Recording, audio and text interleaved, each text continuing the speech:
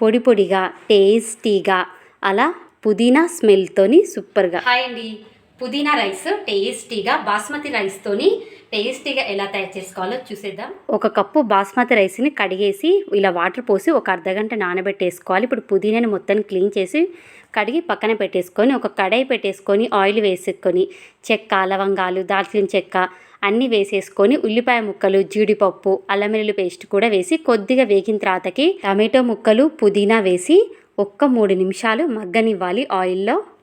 కారము, ధనియాల పొడి, పసుపు చూపిస్తున్న విధంగా అన్ని మసాలాలు వేసేసుకొని జీలకర్ర కూడా వేసేసుకొని ఇవి కొంచెం వేగిన తర్వాతకి నానబెట్టేసి ఉడబోసి పెట్టిన బాస్మతి రైస్ని ఇందులో వేసుకొని 1 నిమిషం అంతా కలిపిన తర్వాతకి 1.5 కప్పు వాటర్ పోసేసుకొని ఉడుకు పట్టి వాటర్లా కిందికి వెళ్ళిపోయిన తర్వాతకి మళ్ళీ మూత తీసి కొత్తిమీర, నిమ్మరసం వేసుకొని 5 నిమిషాలు మగ్గించుకున్నామంటే పుదీనా రైస్ రెడీ.